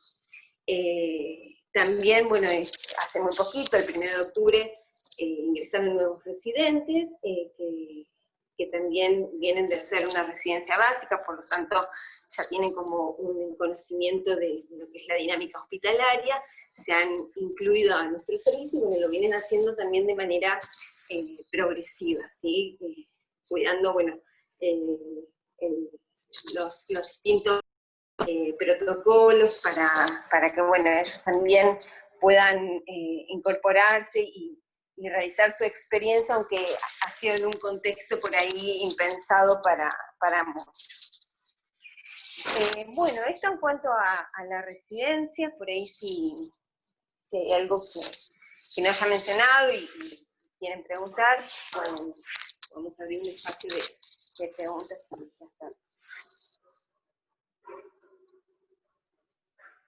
Buenísimo, Maru, y bueno, de vuelta, gracias a todo el equipo. Queríamos abrir ahora, tal como habíamos hablado con ustedes, nada, un espacio ahora para las dudas, aportes que hayan salido. Nada, algo sí para destacar me parece la voluntad de todos ustedes por participar. Ahí hablamos, veíamos que Maru está con el barbijo, digamos, o sea, no, sin embargo participó acá y sin embargo fue parte de un equipo que dio cuenta de toda una experiencia y que dio cuenta del valor de lo público, ¿no? Así que nada, para destacar eso. No imaginaba, perdón, que iba a ser tan incómodo hablar con el barbijo, siento que me faltaba el aire un poco. Pero bueno, también tiene que ver con la situación que estamos atravesando y forma parte también de los cuidados que debemos tener, esto, ¿no? Del uso del equipo de protección personal. Tal cual. Bueno, dejamos, no sé si un breve espacio para las preguntas, las reflexiones, aportes.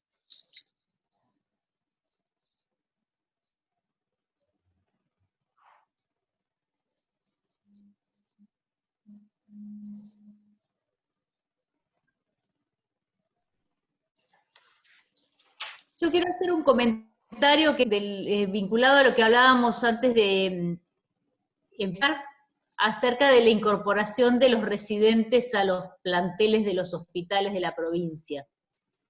Por primera vez, este año, la provincia tomó la decisión de ofrecer a la totalidad de los residentes egresados la posibilidad de sumarse a las plantas hospitalarias. Esto es un hecho histórico, algo deseado a lo largo de años, pero nunca logrado hasta este momento.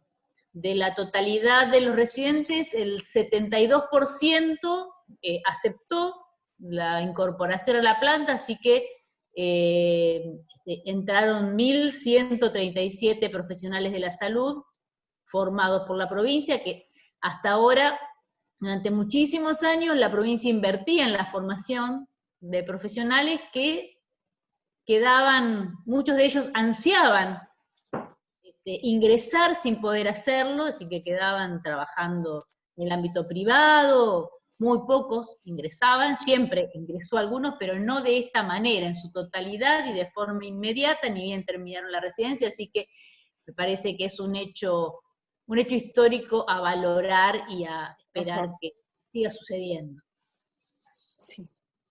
Sí, por ahí nuestro hospital, en ese sentido, gran parte del equipo es egresado de nuestra residencia. Yo quise hacer hincapié en eso porque, bueno, también ahora en este contexto de pandemia, como también comentó Mari, estuvieron trabajando de la misma manera que el equipo de planta, ¿no? Digo, porque por ahí algo que nos comentó, el plan de la residencia contempla mitad de la carga horaria asistencial, mitad formativa, y en este caso tuvieron que, bueno, aportar muchísimo más tiempo asistencial, justamente en este contexto de emergencia sanitaria. Parece que es algo también para tratar. Sí.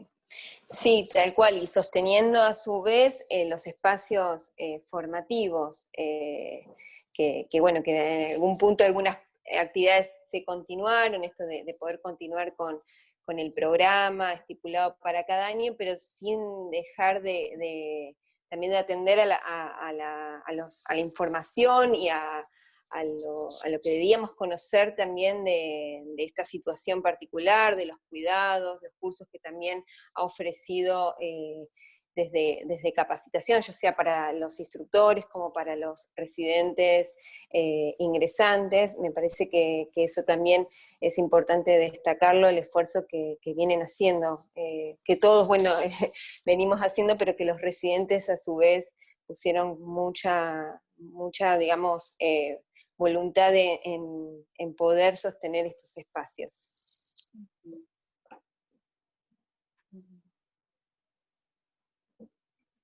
Tal cual, tal cual. Ahí, nada, algo para celebrar, como decía Liliana, la incorporación de 1.137, había visto el otro día, de residentes en más de 80 especialidades en provincia. La verdad que es algo a destacar. Yo, un poco una duda para el equipo en general, también para tirar la primera piedra. No, justo el otro día veíamos esto de que antes, o sea, a un tal vez consumo problemático ya se lo consideraba adicción, ¿no? Y no solo es la adicción, sino que la persona es un adicto o una adicta. Y hoy se habla de un consumo problemático, digamos. Yo, nada, una de las preguntas que me surgía es, más allá del cambio en el nombre, ¿qué efectos podría tener esto en el tratamiento y en la distinta forma de trabajar con esa persona?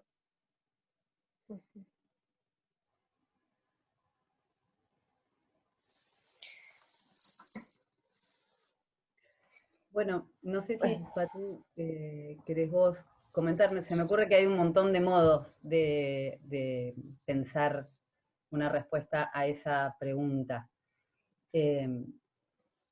A A mí me parece que un poco, viste, esto que Lilian planteaba al inicio, que ordena de algún modo un nuevo paradigma, cuando hablaba de la integralidad de los modos de atención, la centralidad en la persona,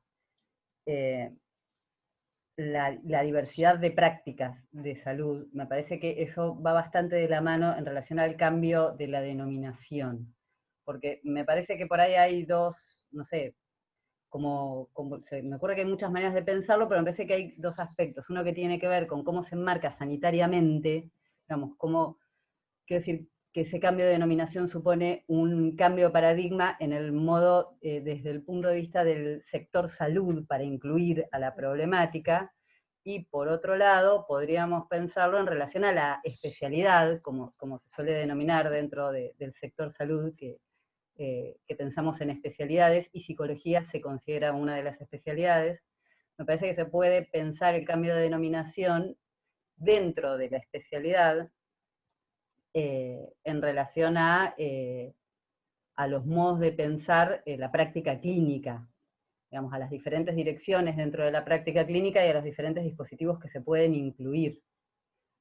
Digo, como un modo de pensar, se me ocurre que para ordenar la respuesta de esa pregunta pensaría en dos grandes aspectos. Un aspecto que tiene que ver con el punto de vista sanitario, y otro aspecto que tiene que ver con la lógica de la especialidad, cómo cambió, es decir, la lógica de la disciplina, de la respuesta que la disciplina brinda a un problema de acuerdo a cómo lo nomina.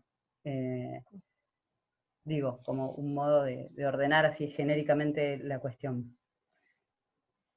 Sí, a mí también me parece importante mencionar esto de que, bueno, precisamente no todo consumo deviene problemático para un sujeto, ¿no? Y que además cuando algo de eso aparece, conviene hacerse la pregunta, bueno, ¿para quién es problemático?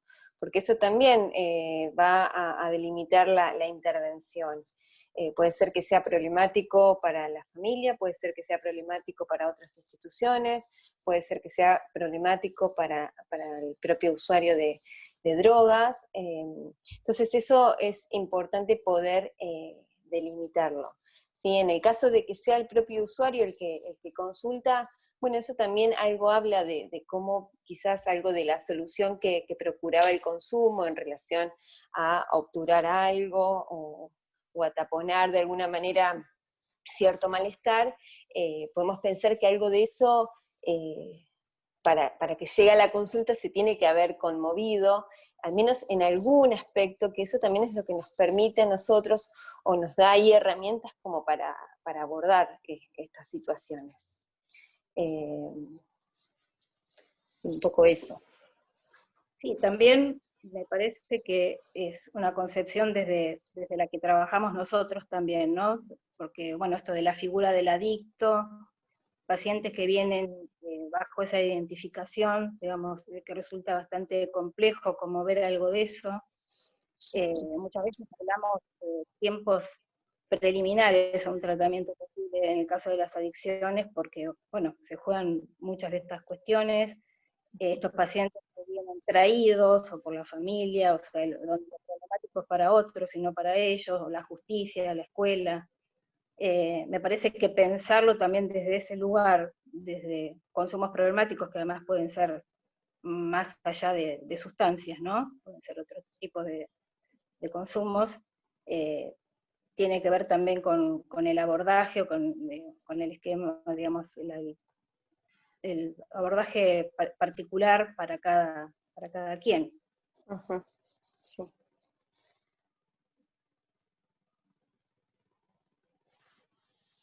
Pensaba también en el efecto estigmatizante que tiene el hablar de adicciones, que no necesariamente puede ser considerado un estigma, pero que es utilizado en muchos casos como estigma. Desde el discurso jurídico, muchas veces hablar de adictos se convierte en un estigma. Y que alguien se presente con ese estigma, que se presente como soy un adicto, tiene un efecto en el tratamiento con esa persona. O sea, arrancar con alguien que se presenta de una manera es muy diferente de quien se presenta hablando del uso que hace de una sustancia. Sí, sobre todo también lo inamovible de esa identificación, ¿no? Al adicto, Exacto, que también le agregan esta cuestión de que lo son para siempre, además, ¿no? Exacto. Como que, sí. Sí, también en ese sentido hay que por ahí escuchar, ¿no?, al paciente y qué lugar tiene esa identificación, porque también sabemos que también depende de la singularidad de cada uno que se puede llamar así a veces en algunos casos, y también esto nos da o nos orienta también en la cuestión de los diagnósticos, la identificación al ser adicto. Bueno, en algunos pacientes también hemos visto que da un cierto lugar, que compensa, y que, bueno, por supuesto que no es para todos así. Entonces se interviene en el caso por caso, atendiendo a la singularidad y a la función que para cada uno también tenga el uso de alguna sustancia.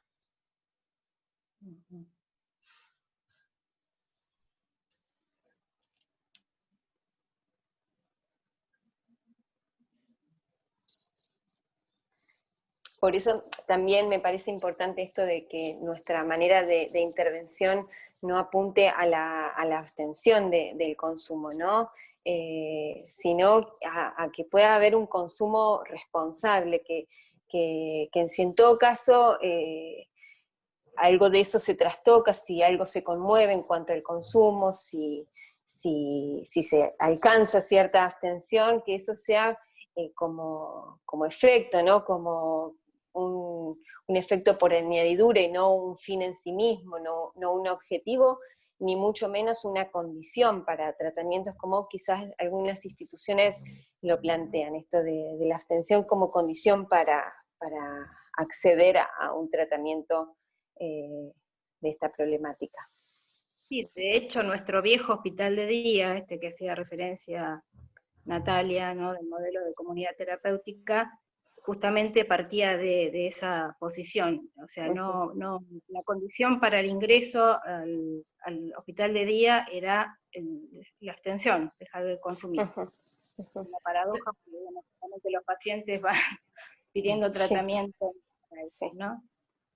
Claro, a mí me parece que por ahí lo que ordena para pensar ese cambio es que, o al menos a mí lo que me sirve tener en cuenta, es que la denominación de adicciones y toda la organización de la respuesta sanitaria a un problema que se denomina como adicciones, no perdamos de vista que es el resultado de una operación que proviene del campo jurídico.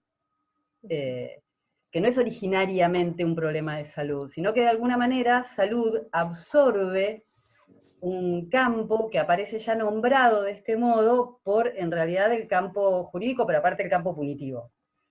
Y me parece que es toda una, quizás, ¿no?, se podría pensar que es todo un síntoma del cambio de lógica dentro del sector salud, que de alguna manera produzca su propia nominación y su propia respuesta, porque, como recién decían Maru y Patricia, la verdad es que después, paradójicamente, lo que ocurre, afortunadamente desde hace ya muchos años, es que en general los y las profesionales, cuando se encuentran con un usuario que se presenta por esta cuestión, bueno, lo piensan y lo trabajan con las mismas herramientas que formalizaron en su recorrido profesional, como escuchan, digamos, a cualquier sujeto que se acerca a consultar.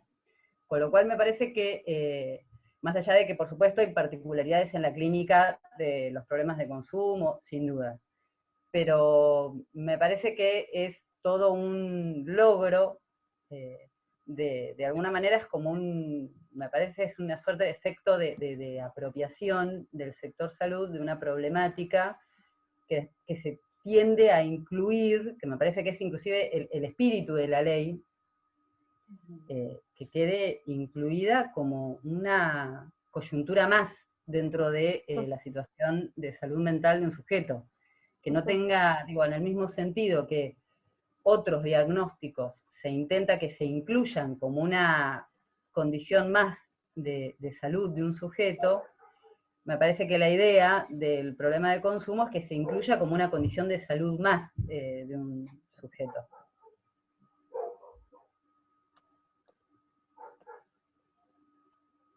Yo tenía una pregunta por ahí, o sea, un poco en relación a esto, de que vos habías hablado sobre modificaciones hacia ejes más relacionados por el psicoanálisis, y si tenía que ver un poco con los grupos terapéuticos, y bueno, creo que puede ahí jugar un poco, ¿no? Cómo circula la palabra y si había por ahí, no entendí si era como que ahora se está implementando un poquito más, si había como resistencias o sea, hay como un reconocimiento por parte de los usuarios y de los trabajadores por ahí que están en esos grupos, de un reconocimiento hacia por ahí esos espacios, o se quedan por ahí más cercanos a los espacios individuales y tal. Esa era por ahí mi pregunta. Sí. No, a ver, la inclusión del paradigma, por llamarlo de alguna manera psicoanalítico, como perspectiva de trabajo en hospital de día no es algo reciente. No es algo reciente, es algo que sin duda lleva muchos años. Y es también con esa perspectiva que se trabaja dentro de los dispositivos grupales. Quizás justo hoy estábamos hablando de armar ahora, la semana que viene, un espacio de intercambio de saberes y de diferentes orientaciones para pensarlo grupal, pero en respuesta a la pregunta, Leandro, sí, la inclusión de la perspectiva psicoanalítica es de larga data en nuestro hospital. Yo por ahí me estaba remontando lejos cuando decía que se había incluido dentro de hospital de día, pero por ahí para mí está bueno lo que preguntás para pensar, no sé ustedes cómo lo ven, cuál es el recorrido que tienen en la carrera, las cosas que van circulando, pero a mí siempre me dio la impresión que quizás un efecto, insisto, quizás esto haya cambiado, pero que en algún momento un efecto de formación de la carrera era pensar algunos campos de trabajo como compartimientos estancos que no se articulaban entre sí. Y que de repente uno elegía una perspectiva y de alguna manera ciertas prácticas quedaban por fuera de su campo de trabajo. Y me parece que una de las experiencias para mí más formativas que tiene en particular el laburo en el sistema público de salud es que uno se encuentra desde el primer día y cotidianamente deconstruyendo esa lógica de antinomias profesionales, de antinomias en la formación, y la verdad es que en el trabajo, me parece, en el ámbito público, te encontrás cotidianamente con problemas que hay que resolver y que te llevan a tener un modo bastante flexible de usar las herramientas que adquiriste en la formación.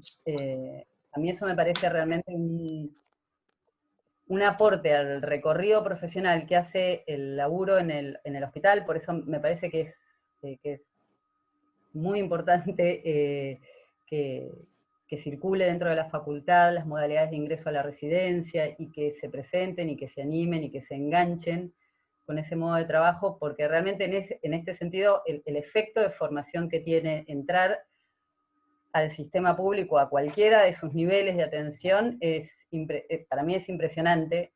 Y bueno, y volviendo sobre lo que vos preguntabas, sí, la verdad es que esa referencia se trabaja hace mucho tiempo en hospital de día. Yo digo así, abuelo de pájaro, más de 10 años seguro, y se trabaja en los dispositivos grupales también con esa perspectiva, y en los talleres también. Bueno, pasa que mayormente la formación del equipo es psicoanalítica, ¿no? Entonces la escucha no puede ser de otro lugar también, ¿no? En algún sentido. Parece que también esta cuestión de la innovación, de inventiva, que digamos, que presenta todo el tiempo el trabajo en lo hospitalario, bueno, lleva esto que vos decís, Natalia, de poder reflexionar, poder repensar los abordajes, bueno, con las herramientas que cada uno tiene, ¿no? Sí, en ese sentido nosotros charlamos mucho esto, el tema de cómo romper con la idea del consultorio tradicional, 4 paredes, que por ahí a veces en la teoría terminamos recayendo en eso, y que en realidad esa teoría está para llevar a diversos ámbitos, como el que ustedes laburan, por ejemplo, y yo creo que es el desafío de nuestra, como nuestra generación, por así decirlo, estudiantes, el poder discutir y problematizar esas herramientas para que puedan ser llevadas a los distintos campos de aplicación, digamos, por así decirlo.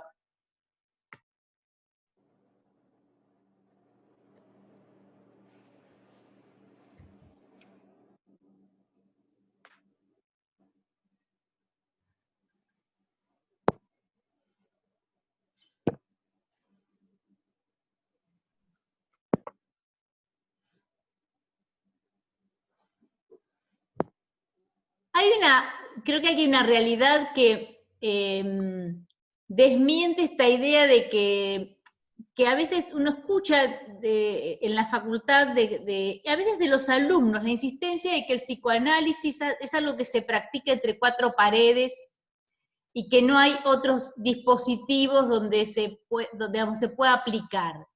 Y la realidad es que si uno piensa en las prácticas que se llevan adelante en los servicios de salud mental de la provincia de Buenos Aires, yo no me animaría a hablar de porcentajes con exactitud, pero creo que hay un altísimo porcentaje de servicios de salud mental que trabajan desde el psicoanálisis en el ámbito público.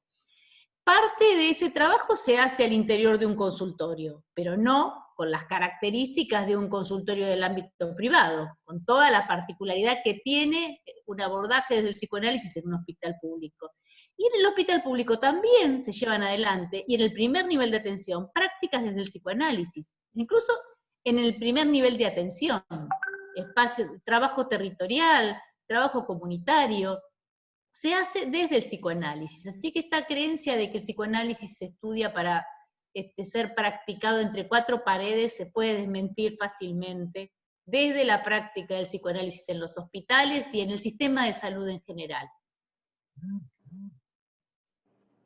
Y desde el fundamento del psicoanálisis, ¿no? ¿Qué es Exacto. esto? El acto fallido por antonomasia que da origen a psicopatología de la vida cotidiana, Freud lo lee viajando en tren. Entonces, me parece que sí, que está buena. Para mí me parece que es un tema que es interesante que contar con estos espacios para discutirlos en la facultad, aunque sea virtualmente, pero estamos en la facultad en el momento de esta discusión, porque me parece que son discusiones que trae la práctica profesional y que de alguna manera es útil que atraviesen diferentes hilos de formación, que de alguna manera permiten que no se armen esto, ¿no? Como falsas antinomias en la formación. Hace un tiempo vi una conferencia de Ana María Fernández y algo que me quedó resonando mucho es que ella dice, sin psicoanálisis no podemos hacer nada. Bueno, eso se puede discutir igual. Sin psicoanálisis no podemos hacer nada. Ahora bien, solo con psicoanálisis podemos hacer poco. Y lo que a mí me dejó pensando, y que para mí lo que quiere decir ella, es que si tomamos el psicoanálisis como esa ortodoxia del consultorio, y la verdad que con esas ganas que teníamos cuando empezamos a estudiar psicología, de ayudar a un otro, de transformar la realidad, y de un montón de cosas, poco vamos a poder hacer. Para mí lo que propone Ana María Fernández es tomar el psicoanálisis como una herramienta, pero que no es ni por cerca lo único que nos tiene que orientar, sino que hay que incorporar otras variables.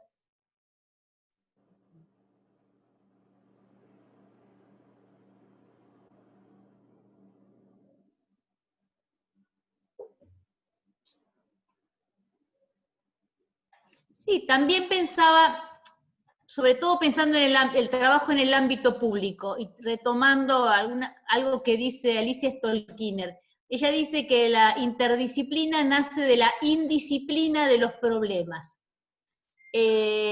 Cuando uno trabaja en un hospital o en cualquier ámbito de cualquier nivel del ámbito público, se encuentra con problemas, se encuentra con personas que presentan problemas, y esos problemas seguramente no se resuelven solo con el abordaje desde una disciplina, y no hablo de psicoanálisis, hablo de cualquiera, no se resuelven con un único abordaje. Por eso es imprescindible abordarlo desde distintos lugares,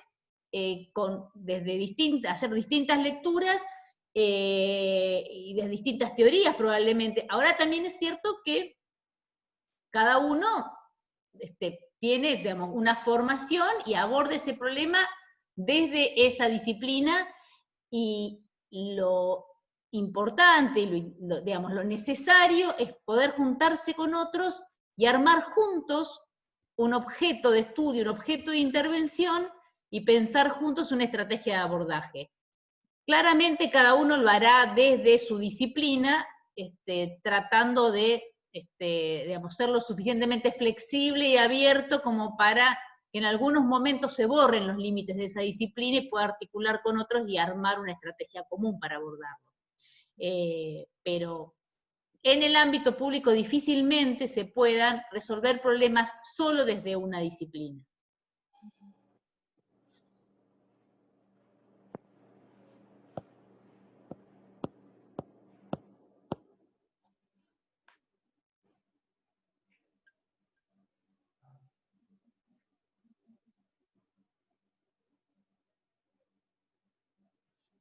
Un poco ahí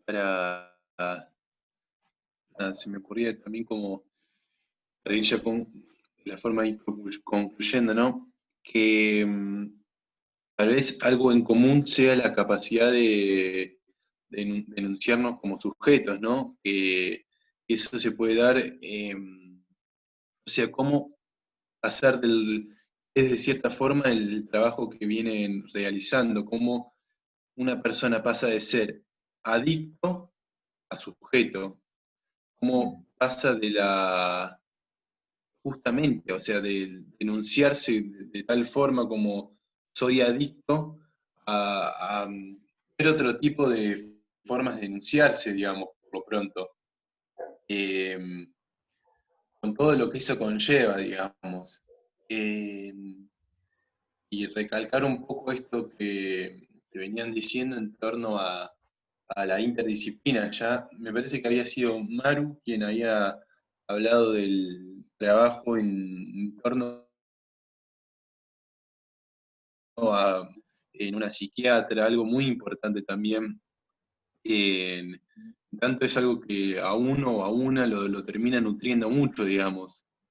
Eso me parece también algo muy valioso, que a fin de cuentas uno termina trabajando, digamos, en el campo de la salud, y aportando desde una mirada, digamos, pero nada, también, como decías, Lilian, que a veces en este campo de la salud uno va como trabajando con otras disciplinas, y a veces los límites se desdibujan un poco, y las fronteras ya no son límites, digamos, sino que se pueden traspasar un poco más también.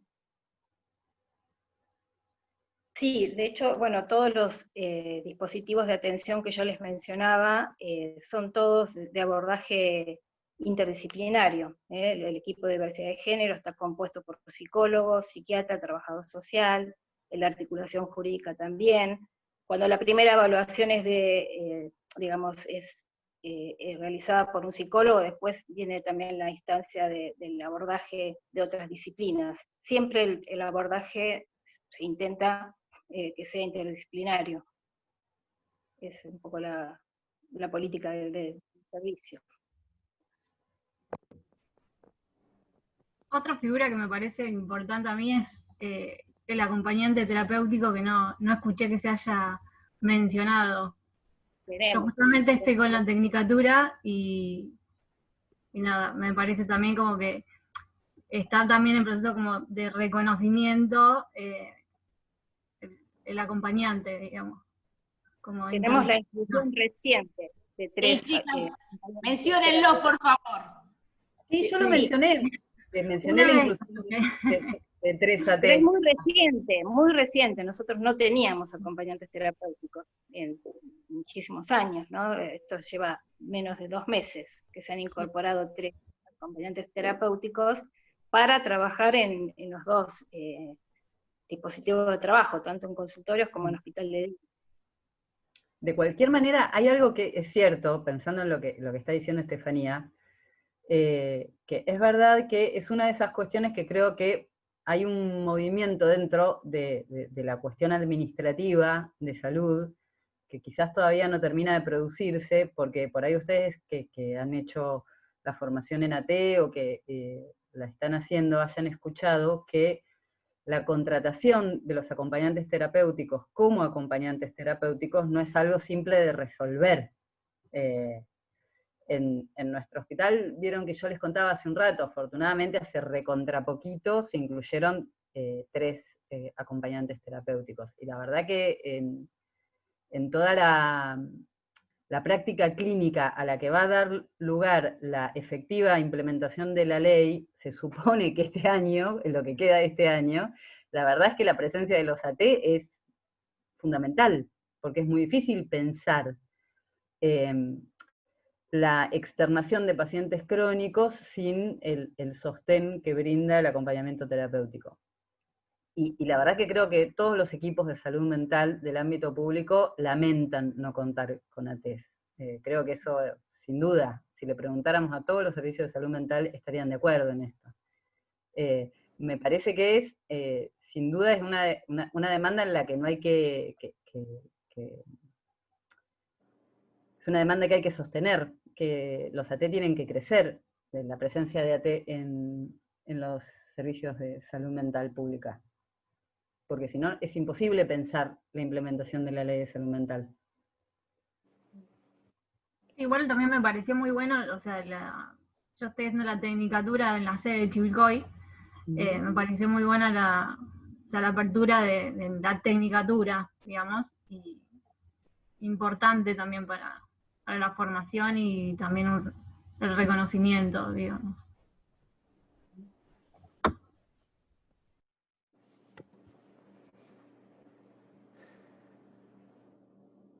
Bueno, no sé si alguna persona más tenía otra pregunta, otro aporte.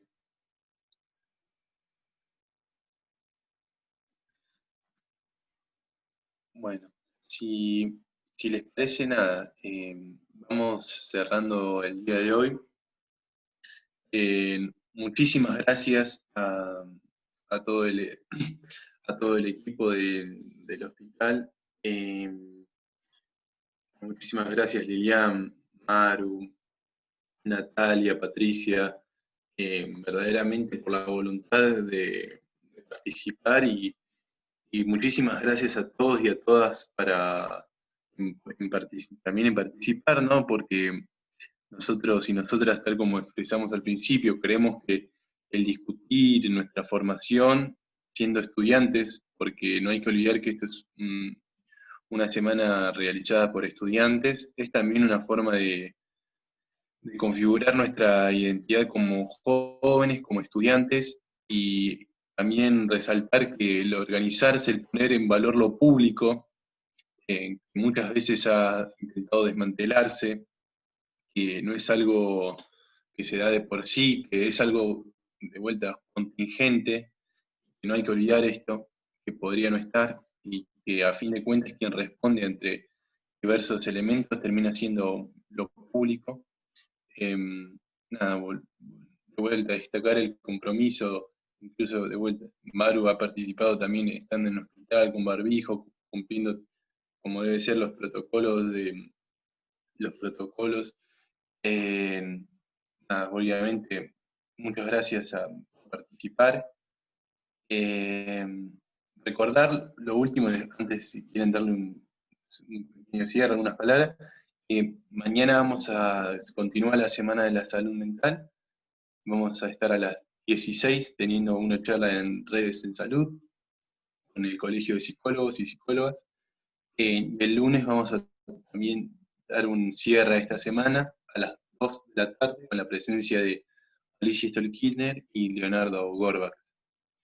Nada, no sé si alguna quería dar una suerte de cierre, algunas palabras.